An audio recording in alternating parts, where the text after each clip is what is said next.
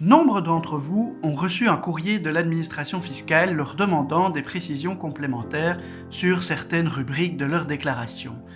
Qu'est-ce que sont ces courriers? Que peut faire le fisc pour contrôler votre déclaration? Et surtout, dans quel délai peut-il investiguer? C'est ce que nous allons découvrir dans cette vidéo.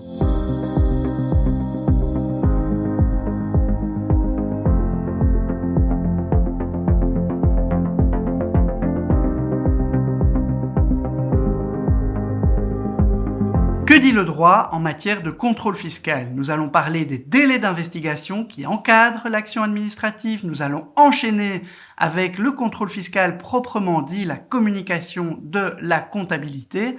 Enfin, nous terminerons la vidéo par un courrier fréquemment reçu par le contribuable et intitulé « La demande de renseignement ».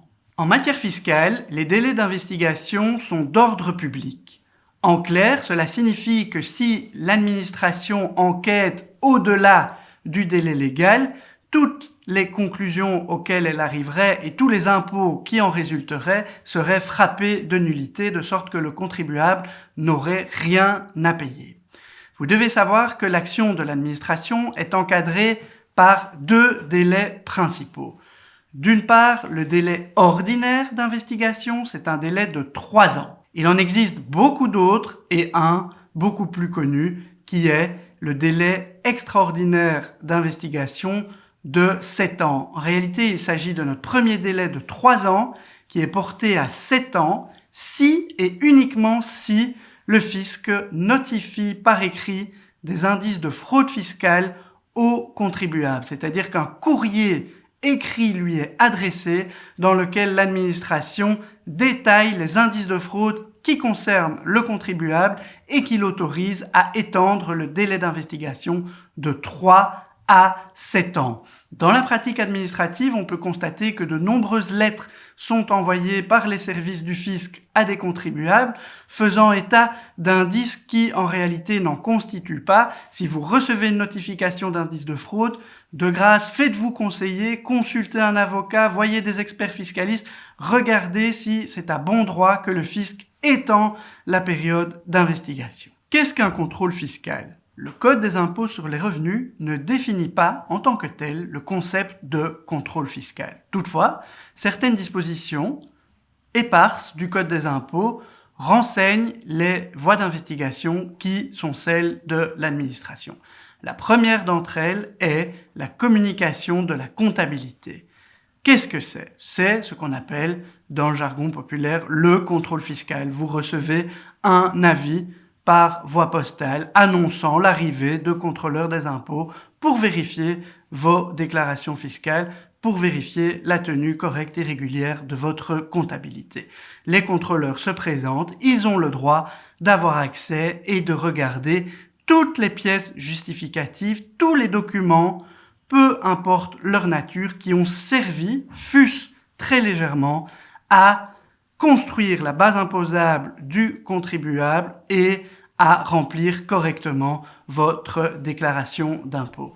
À cet égard, j'attire votre attention sur le fait que si vous utilisez un compte bancaire à des fins mixtes, donc d'une part pour des dépenses professionnelles dont vous revendiquez la déduction et d'autre part pour des frais privés qui n'ont rien à voir avec votre activité économique, le fisc aura le droit de regarder l'intégralité des extraits de ce compte bancaire.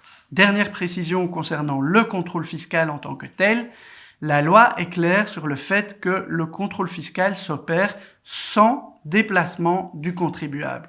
Cela veut dire quoi? Cela veut dire qu'il appartient aux fonctionnaires du fisc de se déplacer au siège de l'activité économique du contribuable et pas au contribuable lui-même de faire une copie de la comptabilité et d'aller la présenter dans les bureaux du contrôleur local.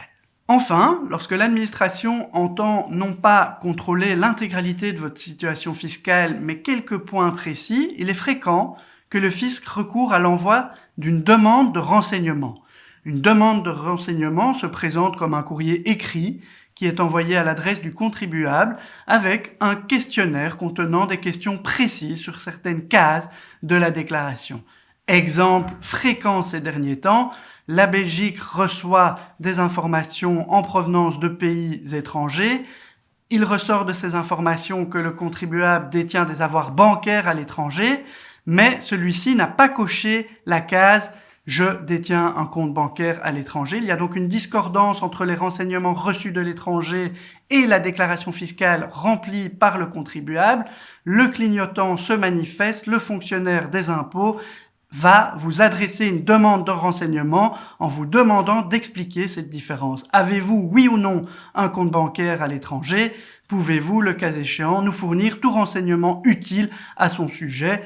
Quel est le capital qui le compose? Comment a-t-il été constitué? Est-ce que ce compte bancaire produit des revenus? Donc on l'aura compris, la demande de renseignement est beaucoup plus limitée qu'un contrôle fiscal avec une visite sur place des enquêteurs qui, lui, est beaucoup plus global. Une demande de renseignement est plus précise, mais tout aussi importante. Le contribuable a l'obligation de répondre dans le délai indiqué sur le pli postal à cette demande de renseignement. S'il ne répond pas, il s'expose à des sanctions pénales et ou administratives. Donc vraiment nécessité de répondre à la demande de renseignement et juste aux questions qui vous sont posées, pas plus. Ça ne sert à rien d'aller au-delà de ce qui est demandé par écrit. Faites-vous conseiller, à nouveau, j'insiste, par un avocat, par un conseiller fiscaliste, par votre comptable, peu importe, c'est un acte de procédure fondamental. Il faut prendre avec sérieux les demandes de renseignement émises par le fisc. En conclusion, vous connaissez les pouvoirs d'investigation du fisc et savez dans quel délai elle est en droit de les mettre en œuvre.